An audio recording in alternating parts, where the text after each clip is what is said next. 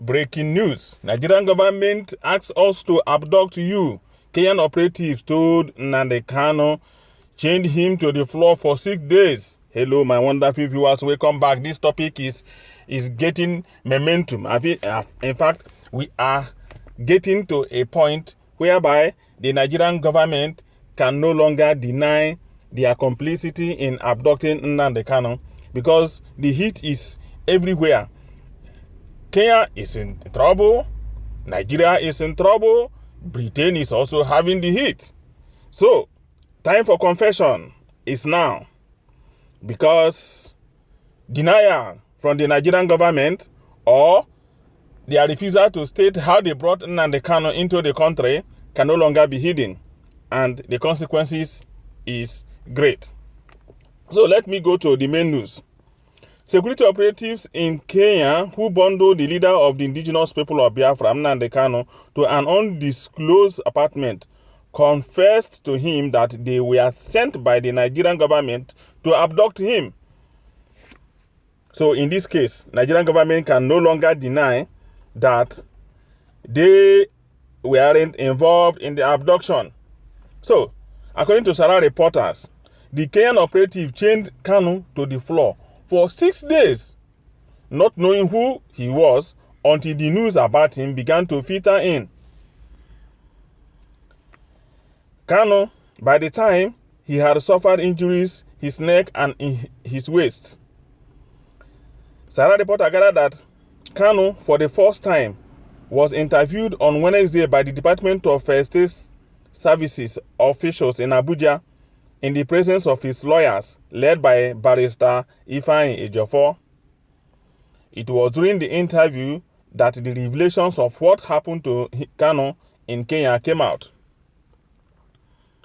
Kanu was interviewed by DSS agents today in the presence of his lawyers. He had injuries on his neck and wrist from torture. They said they didn't know who he was.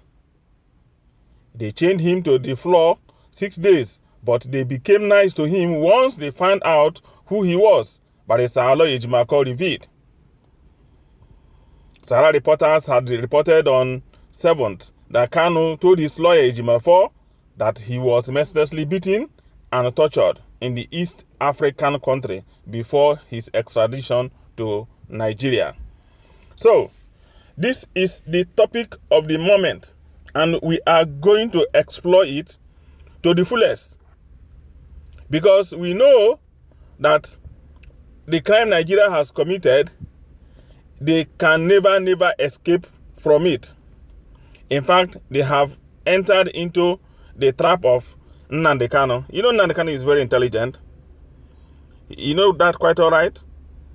He knows that third world country is, of course, no-go area for him because he can be adopted. But he also knows the implication of anybody or any government that try to adopt him and send him to Nigeria just the way they did. That was why he kept calm and he allowed them to carry on with their actions. And today, he's like a bone in the throat of the Nigerian government. Right as it is now, I can assure you that they don't know what to do with Nnamdi Kanu, because this very case has gone international. Remember Umaru Diko, when Umaru Diko was abducted in Britain, though they didn't succeed in bringing him to Nigeria. Nigeria suffered sanction 2 years, and those involved were arrested and jailed. In this case of Nnamdi Kanu, don't expect anything less. Never expect anything less. The only question you ask is this: Umaru Diko was abducted in UK. Was Nnamdi Kanu also abducted in UK? This is the only difference. But the gravity of offense is more in that of Nnamdi Kanu than that of Umaru Diko, because Nnamdi Kanu has British passport, is a British citizen. and Nnamdi Kanu had a valid visa to Kenya.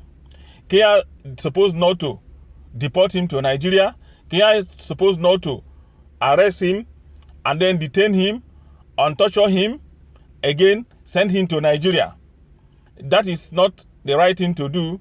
So Kenya had involved herself into this very problem, and they are not going to escape. So you can see the whole thing is now revolving within 3 countries: Nigeria, Britain, and Kenya. And all this case is going to International Criminal Court. International Criminal Court. So as it is now, Nigeria doesn't know what to do with Nnamdi Kanu. I can assure you, it's like a bone in their throat to swallow or to vomit. That is where we are right now. Now, because of the heat against Kenya, those who carried the operation have come out to confess. They've come out to confess that it's Nigerian government that asked them to do what? To kidnap him, to adopt him. Because the heat is on Kenya.